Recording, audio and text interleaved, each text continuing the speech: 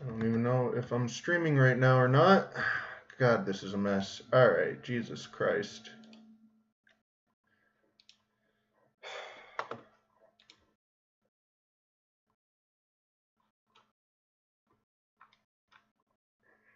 Chat in the chat.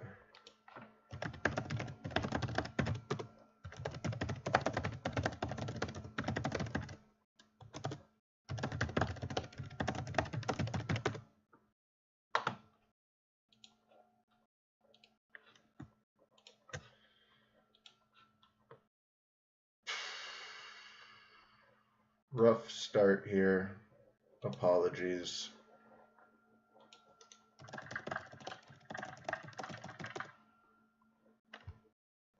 All right.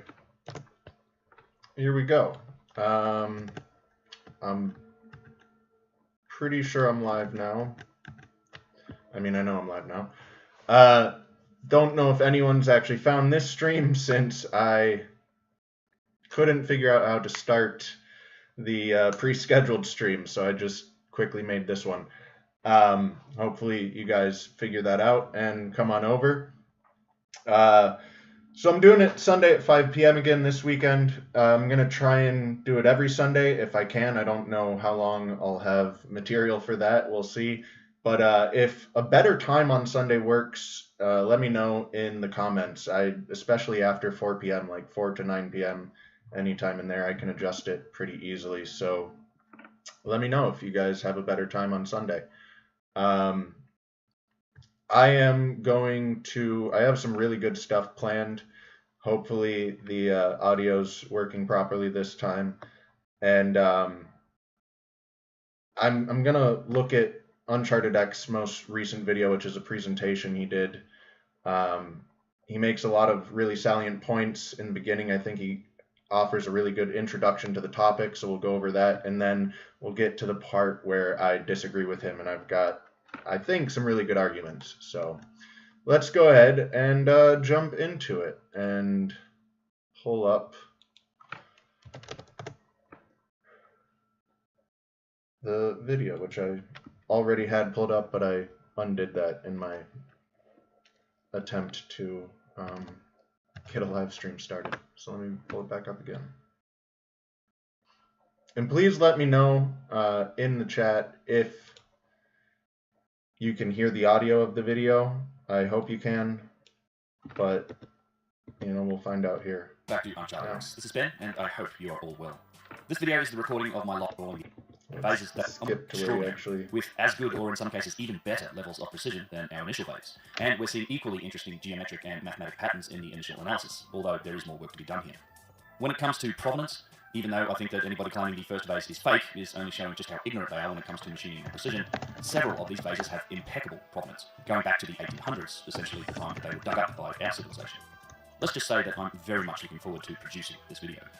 This Cosmic Summer presentation is about an hour long, and I do have a much longer and more comprehensive version of this talk, which is closer to 3 hours, one that I recorded in my studio at home. So if you're interested in that, is the Zoom meeting information, so if you want to join, alright, he's not actually, let me get to the June 15th part where he's actually talking about stuff that matters. So roughly 200,000 years old. That was the earliest remains found in Ethiopia. Okay, so he's talking about essentially the history of the human race and the origins of civilization. Typically, that's the arena I like to play, not so much modern history or things beyond what we call ancient history. And this is a New Scientist article that was published in 2006, so less than 20 years ago now, not that long ago. Things keep getting older. Human evolution, it begins around 195,000 years ago. And this is when they say that Homo sapiens first appeared on the scene, right? This was the fossil record of human beings as we know, so roughly 200,000 years old. That was the earliest remains found in Ethiopia. 50,000 years ago, the Great Leap Forward. This was a cultural advance. We kind of associate this with the ritual burying of the dead, domestication of animals, potentially creating clothes from animal hides, developing complex techniques. Those early signs of culture, religion, things like that start to appear. Also coincides with the date of, the thought first date of colonisation of Australia by modern humans. 12,000 years ago, the Clovis people, this is known as the Clovis state in America. This is when modern people first reached the Americas.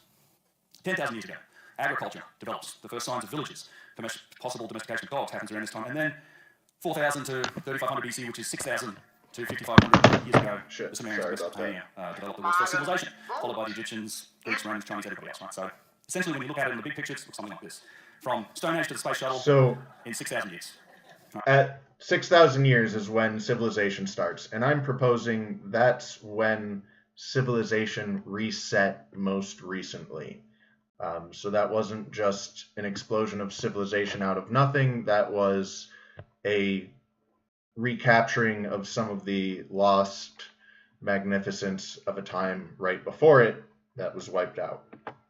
Not sure what exactly wiped it out. That's the general path. And this is an interesting concept.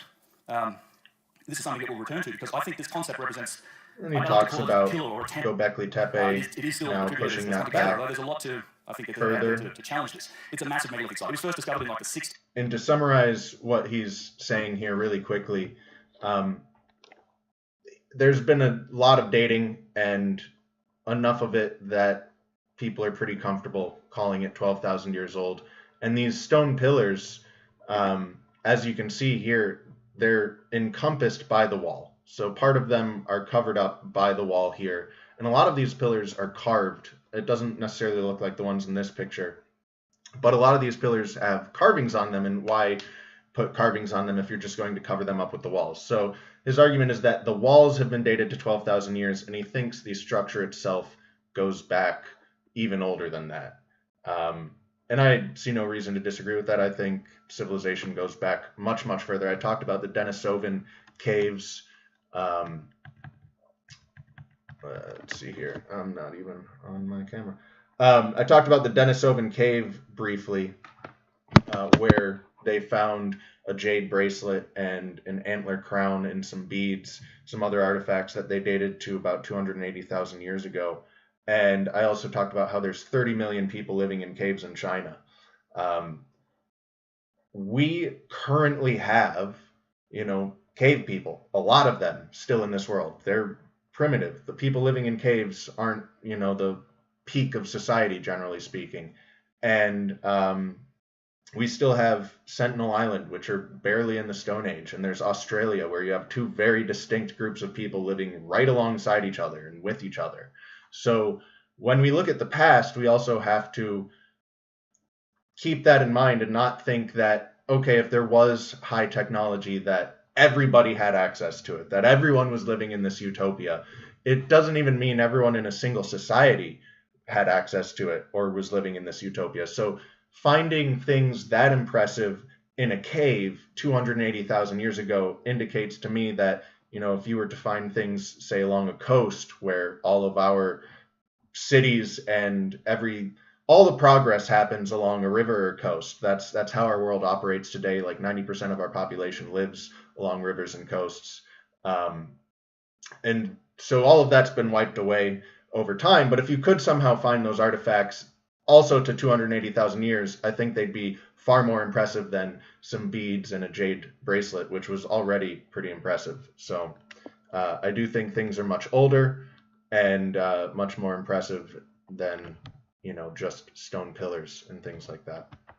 And dismissed as being not very old because the stonework was too good. Get to the next. And it wasn't until the 90s when the German Archaeological Institute started. Talks about this for quite a while. There's another site nearby, which I think the most important thing here is that this site was known about for like 50, 60 years by the locals, and they kept it secret because they knew that if the government found out about it, they would take their houses because it would be a valuable archaeological site and more valuable than their homes. And that's exactly what happened. As soon as the government got wind of it, they were all moved and removed from their homes. So I do speak of conspiracy to hide history, but there's a lot of just natural forces. There's a lot of things working against us actually making discoveries, and that's one of them. I mean, it's a sign of civilization. At that point, after that was when the establishment changed the definition of hunter-gatherer to also include megalithic stonework as a side hobby. So that's what happened. I think it's a sign of civilization. So this is challenging that standard model of 6,000 years old, right? It's a civilization may well have existed prior to this. And it's worth noting that this was buried during the Younger Dryas. So after the initial... Hopefully you guys figured out I started a new stream. Hopefully I'm not just talking to myself, but that's okay if I am. In the Americas, the Clovis Doctrine, the 12,000-year date, has been significantly challenged by a whole number of sites. You can see at least 7 or 8 of them that have been found across the Americas. This is essentially the discovery of human populations in the Americas well before America had 12,000 years ago. traveled to it.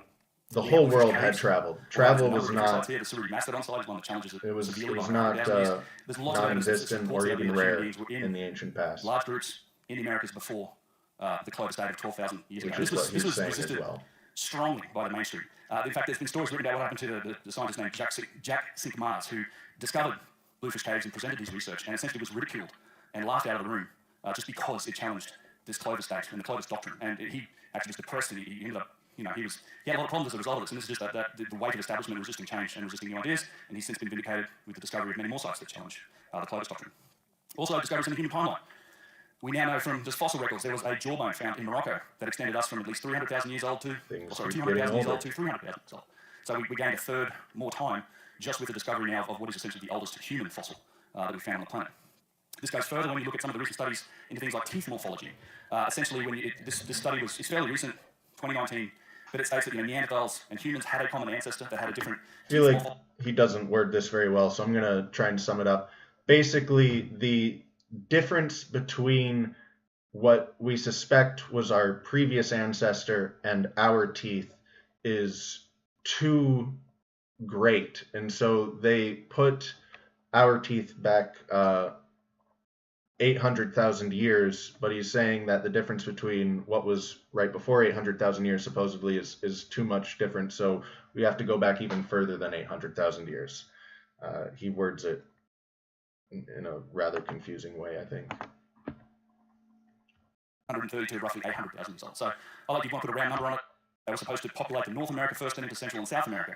And again, he's just affinities in those groups in Central and North America. emphasizing So the point that travel happened all throughout the ancient world. There was no lack of travel so around our the pasts are world. much more complex and interrelated than can be supported by kind of the standard model of how we exist. Of course, another huge just clanger to the story of history, the standard model of history to me is this concept of cataclysm, right? And we don't need to spend much time talking about the Young Dryas. You've heard lots about it. You're going to hear lots more about it.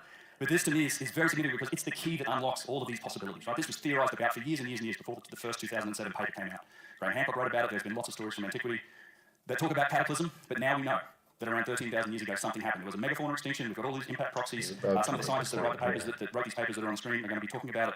But this is a very significant key because one thing that, Mark mentioned it, but you can't underestimate the impact it's had to the surface of the planet, right? 9% of the biomass on the planet was burning. And that's unfathomable destruction. There is just the flooding. If you've ever been with Randall to the Channel Avalanche, or you've watched any content on that, like it literally changed the surface of the earth. It was a civilization ender. This would have wiped, and it would wipe us out if it happened today. Our civilization would probably be done. So it does unlock a lot of these possibilities, and to me, it's a huge key to the story of what might be our true history. And then, of course, this does tie in with another topic that has been explored by a lot of people. Randall's one of them. And that is the grains of truth that are encoded in our origin stories. Of course, when the age of reason, the age of enlightenment started, science itself began to evolve. There was a dramatic and targeted swing against the catastrophism that was contained in so many origin tales and religions, right? There was a swing against that. It's very much exemplified in fields like geology, but it happened across scientific fields as they emerged. There was a definite direction to move away from the catastrophism contained in origin stories, and now we're finding that there might be grains of truth. Man, I feel you, Danny. Even in our own religions of the day. So the point, as I was messing with that, the point he just made is actually a really important one. So he's trying.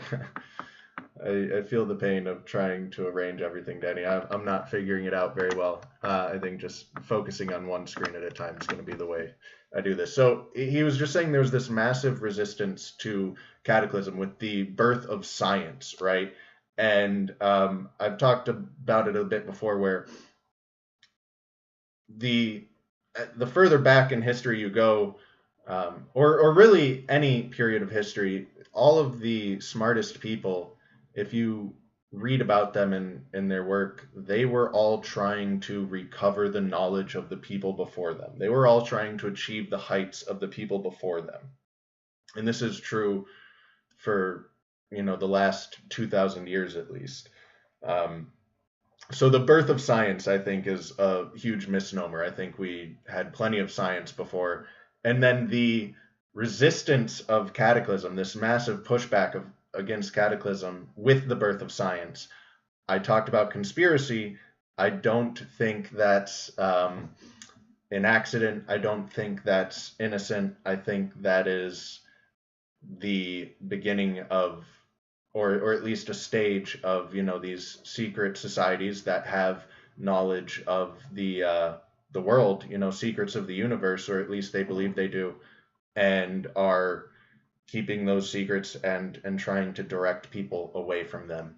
So that would be the pushback against Cataclysm. They're steering people away from the truth. With the birth of science and the new religion of science that people follow, they're certainly not seeking out the truth anymore.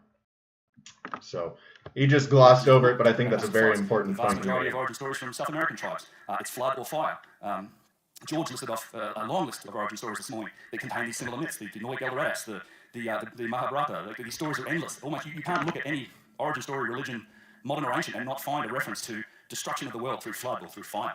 And another concept that's always in these stories, and even in ours, and that is that their ancestors existed before this cataclysm, and in often cases are described as being significantly advanced, magical beings, mystical powers, and they were destroyed, brought low by the wrath of God, or whatever it is, right? Cosmic shooting gallery, maybe. But if anybody is watching, feel free to call in. I can repost the and then, of course, the topic join info in the chat if I need to. As I said, focus on Egypt today, but a lot of these topics do. Here's the good part. Here's what I wanted to get to. And that is the existence of out-of-place artifacts. He makes ancient artifacts. some more really good points, and then he makes some points that I disagree with. Johanna touched on a number of them. We have massive, huge obelisks. She talked about the Stone of the South, or the Stone of the Pregnant Woman in Baalbek. Another example here is the unfinished obelisk in Aswan. That's actually George in the photo. So you just talked about the Baalbek stones. The Baalbek stones are very frequently cited as evidence of this Atlantean technology, of something that couldn't possibly have been done by the Romans. And I might agree with that if it was further from the quarry. But these three stones, the Trilithon stones, which I don't think I'm going to try and pull it up just because struggling with all the windows already. But if you want to check out a really cool video, Wandering Wolf is the channel. He has a 360-degree video of Baalbek at Lebanon, and I recommend watching it on your smartphone. Anywhere you move your phone, it's like you look in that direction. So it's a really cool video. And the Trilithon stones are these three 1,000-ton stones. There's a few more left in the quarry, fully quarried, but just still sitting in the quarry. And the quarry is only 900 feet away from where these stones are, and the stones are only about 10 feet lifted up in the air. A massive feat, for sure, but the Thunderstone, which was moved in the 1600s, was a 1,600-ton stone, and it was moved halfway around the world with nothing but manpower. They didn't use even leverage or mechanics or anything. They literally just dragged it out of a swamp with ropes and men. So moving three 1,000-ton stones in the Roman era, 900 feet, and lifting them 10 feet, certainly not out of the realm of impossibility. And it might explain why they left the other stones in the quarry, because they did it 3 times and they went, you know what, this isn't worth the effort. But I don't think it's impossible at all. So there's my first disagreeal with Ben. Walking around at the unfinished obelisk. The schist, the statues, the vases, the boxes, the columns. Again, a lot of these artifacts come from the very earliest times of those civilizations. And there's a real contradiction here that we'll get into. But there's whole categories of these artifacts. We also have evidence for remarkable forms of machining. And again, all these objects and these marches here made into some of the very hardest stones available. Like, this is not easy material to work. Agree with everything you're saying here. Some of these vases, corundum. Very good point. Some of them are made from primary corundum, which is a 9 on the most scales. Porphyry, schist. Down in the bottom right, these are brittle and very that appears to be a giant circular saw blade that was cutting through and then it broke off. The evidence for very advanced tubular drills that do not match. You can see the people to scale. From, Bronze Age grinding techniques that we know existed as well, but would have been a massive saw. We have this bullnose that's on the top left. It's an unfinished edge, and it's just a remarkable tool that seemed to have formed this before it was rounded off and made circular. But this is the result of some tool that machined this edge. Okay, I think you get the point. I'm going to start skipping ahead a little bit. They're all made with these sort of tools, right? Because this is what we found. Flint chisels. Clearly did not make those. And even with these tools found, there's not enough of these tools to even begin to explain primitive tools, because this is what we found. And essentially, the standard model does rely on this fact. Well, we found these artifacts, and these are the tools we found. Therefore, these artifacts are made with these tools. So look at the quality of these tools versus the quality of the work. It's pretty immediately obvious, the disconnect in that these things weren't created with these tools. Agree with them 100%. Hieroglyphs emerged That was the primary methodology used to date stuff, right? Once we started, the Rosetta Stone was used, we could start to understand Egyptian hieroglyphs. If a place, an object, a thing has writing on it, and it has a dude's name on it, and from the other writings we've got the timelines and the list of kings, and we know kind of when they lived, then therefore that object, that place, everything about it, made by him for him in his time. That's the mainstream story of history. Great place to kind of examine some of the inconsistencies with this approach is one of my favourite sites in Egypt. I've had people wanting to be this is a very cool place. A remarkable site.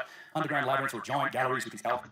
So he doesn't even mention it in this video, but he does have some really good videos on the Serapeum where he does talk about it. This alcove is actually pretty significantly larger than the tunnels leading to the alcove. And he's about to tell you this is an 80 to 100 ton granite box. And even in this room, there's barely enough room to get leverage and use the properties of mechanical advantage. But in the tunnels, there's even less room, and they have these sharp 90-degree corners and bends in them. It really is, like I was just saying, the stones at Baalbek are not a mystery, how they lifted 1,000 tons, 900 feet and 10 feet in the air. This is a little bit more of a mystery. How do you maneuver these giant stones in such a confined space? I don't know. It might not be possible. Maybe it's just my lack of imagination. But I don't know how it's done. It contains 25 of the most amazing single-piece stone granite diorite cyanide boxes that you'll ever see. Glad you made it. Like, these aren't bolted together. It's a single piece with a lid cut from the same piece of stone. These weigh up to 100 tons. If anyone wants to call in, I just reposted the information for the Zoom. They've been moved in through an underground series of tunnels and expertly centered and lowered into these alcoves. There are 25 of them. 3 of them have some form of inscriptions. 2 of them have only a tiny little inscription that's been written on them. One box in particular is kind of covered in inscriptions. It's considered the most valuable because of this, and you can actually get down and get close to this box when you see it. And here's an example of the writing that's on this box. I love this photo because if you look at the corner, on the right-hand side of the box, you can see the light reflecting off the light at the end of 100% agree with his point here. Like this is not a natural property of granite. Getting your kitchen Perfect, to shine like this is perfect takes a lot of work, a lot of polishing, craftsmanship. Machines, but and then look at those glyphs. These boxes are geometrically perfect on the inside. Many of them they are just scribbled on. I mean, they would facet the boxes not on the even outside, close to straight lines. To remove cracks from the material. So sometimes you look at these boxes, you see these scoop marks. They've scooped clearly the 2 different phases of work. So if there's a crack, they would sort of empty it out, remove the crack. We don't know why. To me, it speaks to the solidity of the boxes. They needed the boxes to withstand vibration or stress or something, because if this box, of course, the mainstream explanation is they were sarcophagus or sarcophagi for the Apis bull. Who cares if it's got a crack that you can see? You can barely see it. You've thrown a bull carcass. Skip ahead a little bit more. But he makes his point, and he's 100% correct about it. This is clearly, 2 different types of technology that made this box. The box and then the writing on it. There's no question of the quality of difference. It's absolutely blatant there. Let's get to a few more examples. The ribs on the side of this thing using light, like the reflection of light is showing you the sophistication of manufacturing that's gone into the statue. Yet look at the carving. I mean, it's crudely hacked into the side of this just incredibly polished and finished artifact. The glyphs are, again, the result of handmade work. It's a different technology. I would agree. Clearly handmade. In the example, they say, well, it was different people. Different guys would do the writing. That's not how stonemasonry worked. Something that we don't... If you were making the writing with the statue, you would...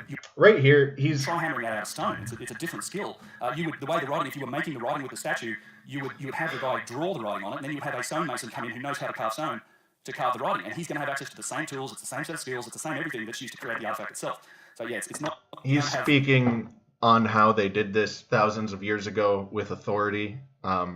We don't have any idea. That's all I'll say there is, I don't like that type of argument to go, well, this is obviously how it was done.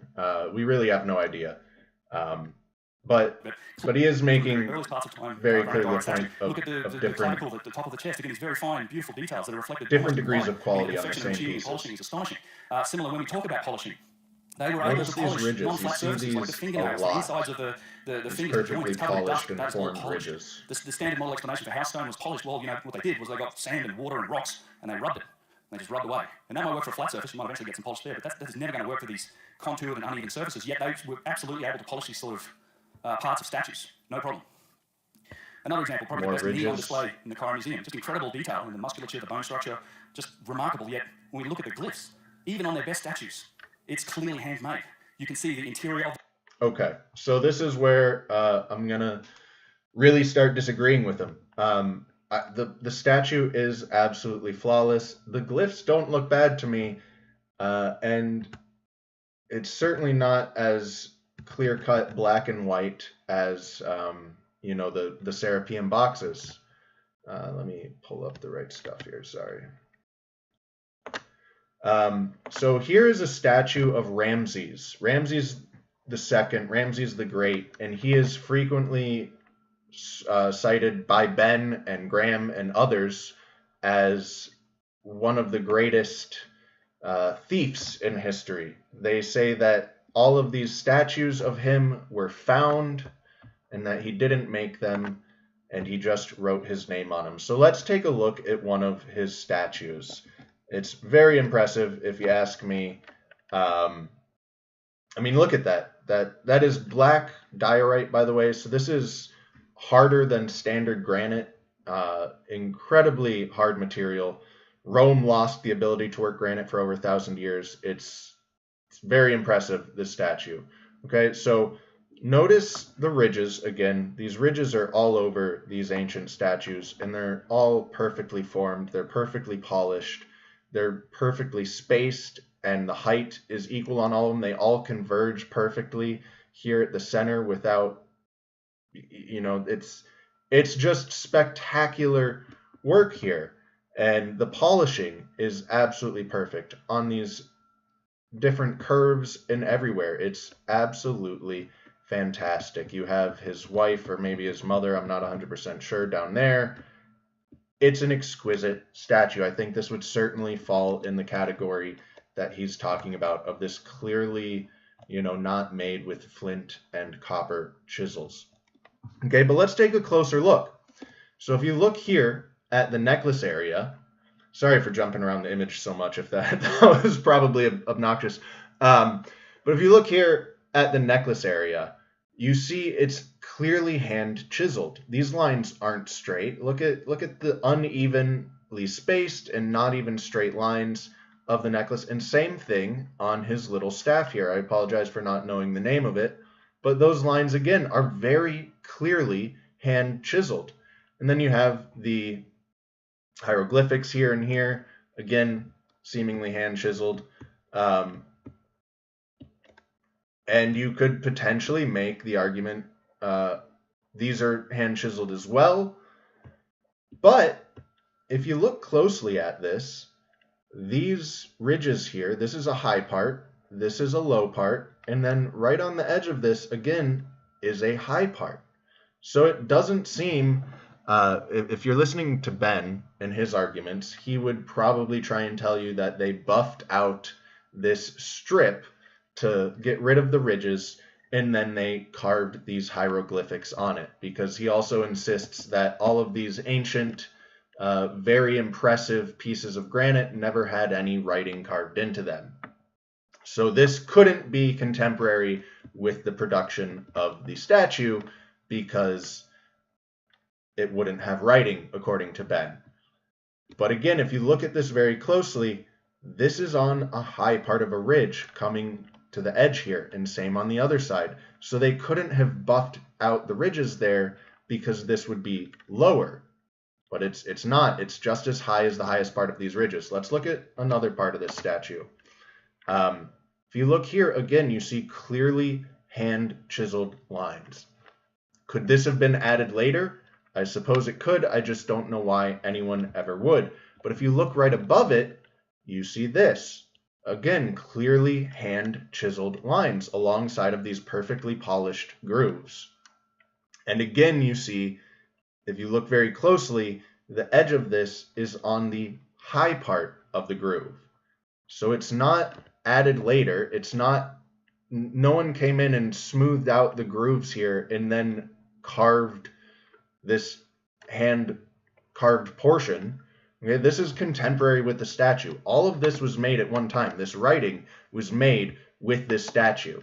So if I'm mistaking Ben's argument, and his argument is that the ancient Egyptians could produce this, that Ramses could work granite this fine, then I'm really confused about what his argument is. But I don't think that is his argument. I'm pretty sure he's saying that this is an inherited statue from over 12,000 years ago, that Ramses just wrote his name on it. And if you look down here, you can again see very clearly hand-carved portions. This over in the corner is also clearly hand-carved. The hieroglyphs there clearly hand-carved, and on the front, again, some clearly hand-carved stuff that's been damaged. But I think I've made the case pretty convincingly that that is contemporary with when the statue was built. And if it was, well, it's definitely Ramses who built it, because that's what the hieroglyphs say. And there are 430 or 340, I don't remember exactly, statues of Ramses. His face looks very similar in the vast majority of the statues, both in limestone and in granite.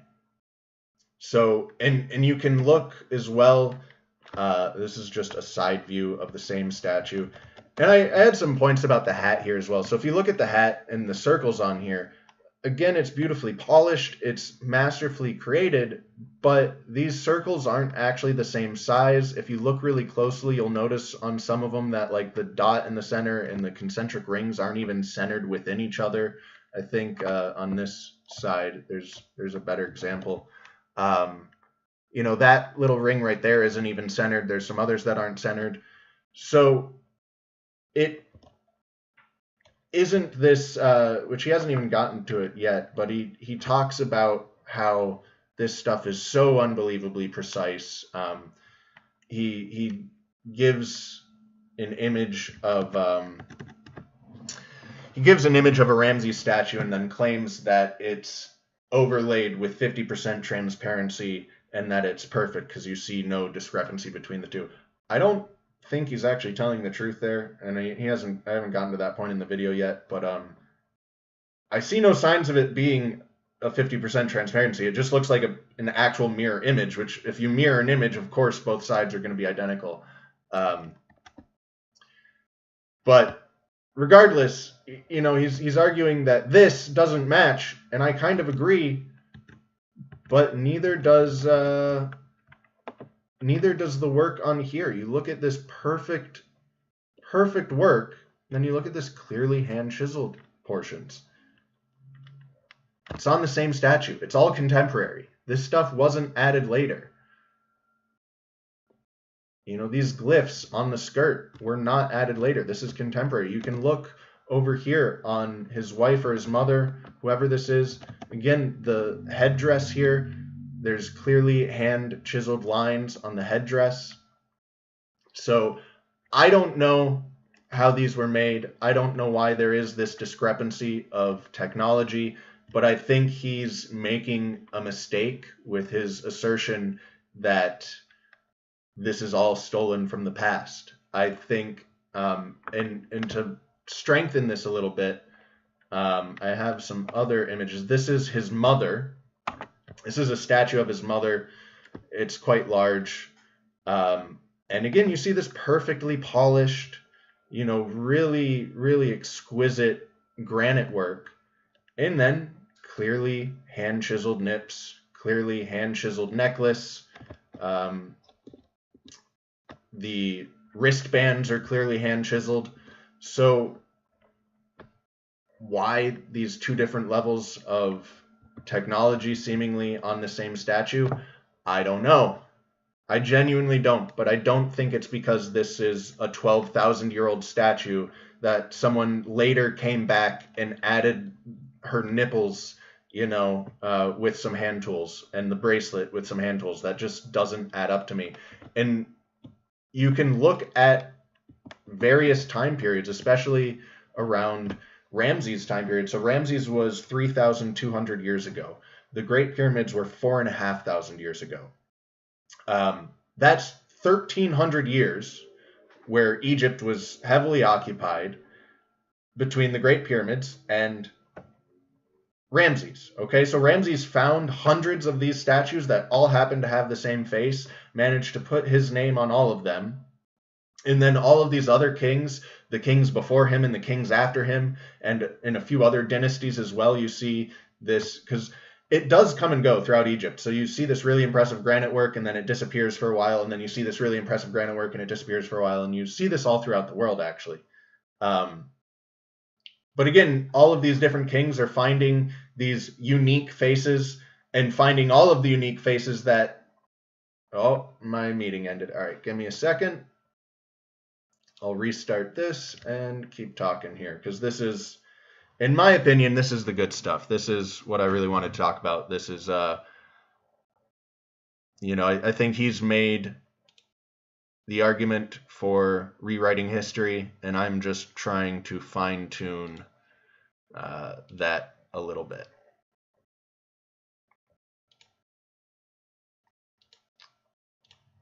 There we go. Okay, let me rejoin my meeting. 833. My apologies, everyone. Give me just a minute here.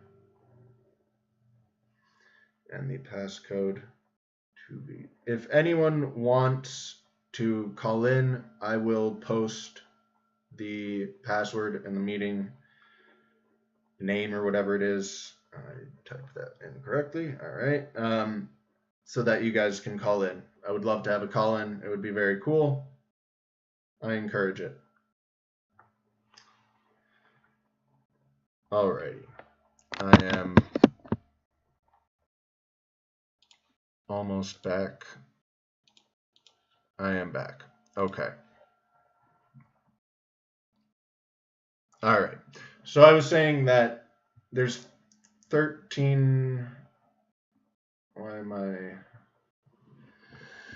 Why is my video off? Okay. I was saying there's 1,300 years between the initial explosion of really impressive work 4,500 years ago with the Great Pyramids, and then Ramses and that 19th dynasty where there's another explosion of really impressive granite work. It's not just Ramses. It is also the entire 9th dynasty. Ramses was just the most prolific in the 19th dynasty.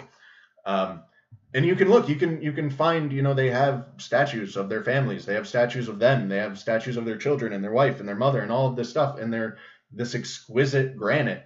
And it just doesn't quite add up to me that for 1,300 years, these statues just sat there untouched. And then in the 19th dynasty, all of these people found these statues that either just so happened to look exactly like them, and they found all of the statues that looked like them and organized them together. Or, they just chose some other guy's face and decided, hey, that's going to be me. And then they continued making other statues because, like I said, there's a lot of limestone statues of Ramses that have this exact same face, that have the granite faces on them, right? So he's now producing limestone statues of someone else's face to write his name on it just because it just doesn't add up to me. None of it adds up to me. Like I said, you can follow their entire family of the 19th dynasty. You can see statues of them together, and this is a statue of Ramses' son, his 4th son, so not even an important one. And I wanted to get to something really interesting that I stumbled upon while doing research for this. This is a modern creation. And it's a miniaturized version of an ancient Egyptian statue. But it is genuine granite. And here's another.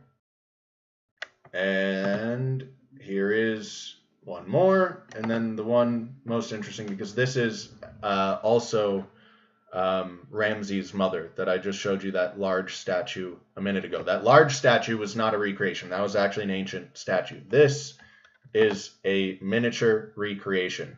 And if you look at it, it looks exactly the same. You have this polished, it actually, maybe the polishing isn't quite as high quality as the ancient statues, but you have this pretty high quality sculpture that's polished on these compound surfaces and everything, and then you have the clearly hand chiseled portions. I would love to know exactly how this was made. I don't. I know it's modern, and I know it's granite, and I know that they did a pretty damn good job of mimicking this ancient work. So I definitely don't think this was done with copper chisels and flint chisels and dolerite pounding stones, but you know, I don't know what tools were used for it. I'm not so sure that you need this mythical level, you know, Atlantis civilization that a lot of people seem to have in their head to create it. I don't know what tools it was. We don't have the explanation from mainstream. We don't have the explanation from the alternate history yet either. It's a really big mystery because the copper tools don't explain it. But I mean, to the people that say we can't recreate this stuff today, is this a perfect recreation? No, but this is also a trinket that's being sold on eBay. Granted, it is $1,600, but you know, I don't know. I don't know. I just, the main focus here is that I really disagree with his opinion that these are over 12,000 years old and being reused by the dynastic Egyptians. Just because there is a difference in quality between the glyphs, which I admit there is, and the rest of the statue, I think this statue clearly demonstrates that there just is a difference. It's not because it's being added later. And there were other examples I found in my research that also demonstrated it. It's just that this statue demonstrated it the best because hand chisel marks on the staff, and then perfectly polished and formed. And if you look over here, you can see the ridges on this side, again, just perfectly polished, perfectly formed. They all converge perfectly. You know, it's really exquisite work combined with this, you know, but that doesn't mean that it was 12,000 years old and then scribbled on in the 19th dynasty, 1,300 years after Egypt had already been up and running for, you know, prolifically. It's not polished. You can see chisel marks. It's a handmade chisel. They don't polish. There's no glyphs that you'll find that are polished like the statues. Yet we know TheGOOB just shared the link to my Twitter followers. Thanks, Perry. And even with the calculations on the side of this, the lines aren't straight. They were quite able to make straight lines everywhere else. So, is it possible I don't know if I have seen that temple. A primitive technology? The writing's the way we date and relate all of these statues, objects. I'm terrible with names, though. There's another explanation for this, and that's the concept of longer timelines and inheritance. You know what? One more example, and this is basically the same thing. Remarkable Old Kingdom granite direct statue. I give him this. The difference is massive. But I don't even think that, and I think he is right. I think there are examples, certainly, of things being reused. I think it'd be foolish to think that things weren't ever reused. I can't apply it as a blanket statement like he does.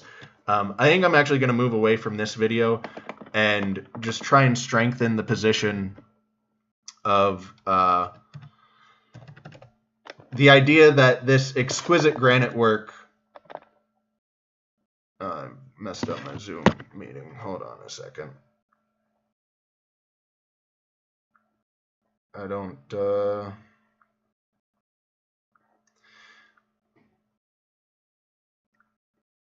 what the fuck just happened? Okay. Have to leave the meeting and rejoin. I'll do that in a minute. So the video I wanted to pull up was probably Mohan. In India, I've talked about how there's pretty clear evidence of this exquisite granite work much more recently than 12,000 years. And this is an example. There's an even better example. I actually don't even want to listen to him. But his footage is great. So if you look at this pillar, it was a rotating pillar. The granite ball bearings have since broken and it no longer rotates. But what he's going to show you in a second. Did I miss it? Okay, yeah, I missed it. All right. So you can see that this is carved. I don't honestly know how you do that without drills and some pretty sophisticated equipment. It is really, really impressive. And his video titles are not helpful at all at actually finding content. But there's another temple that has pillars similar to this, except the figures are far more detailed. They're similarly sized. I think they're about 9 inches, so they're slightly taller than that. But they have crowns and necklaces, and like the crowns don't even make full contact with the head. They only make contact with certain portions of the head, the way a crown actually would sit on a head. And the beads on the necklaces are fully shaped all the way around so that you can actually stick like a pine needle underneath, the beads where there should be a gap. There is a gap. It's ridiculous, some of the stonework that you find in ancient India. There was another video of Praveen's I wanted to pull up that I had shared on Danny's channel at one point.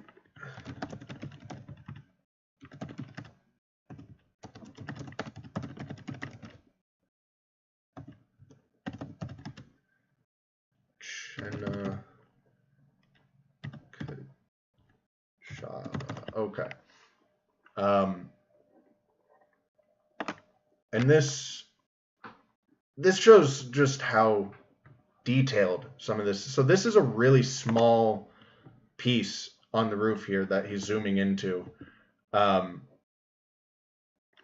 can see the whole temple is covered in ornate stuff, but those are intestines, but it's a chain. That is a granite chain that is, maybe 2 inches long there. Okay, so you can just imagine how fine that is, and how everything is like there's no supports behind any of this stuff. All of this stuff is fully carved out all the way around. I don't know how you do that even with iron tools. This is like arthroscopic drills, I don't telescoping fine little drill bits. I don't know how this is done. So if this is not evidence for that Atlantean technology, man, we've just lost a lot of knowledge. Like, and these Indian temples are clearly more recent than 12,000 years old. I've made this argument. I got to rejoin the Zoom. I'll just let the video. Actually, I can't. But I think one of the strongest arguments for it is the Kailasa temple, which clearly. I'm sorry, I can't multitask. I'll resume talking in a second here. I don't know. I am typing this on my computer instead of my phone. Like I said, I can't multitask.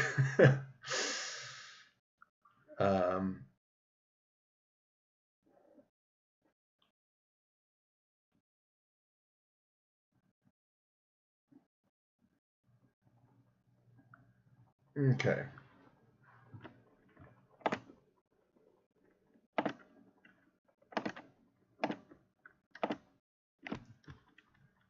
Cool beans.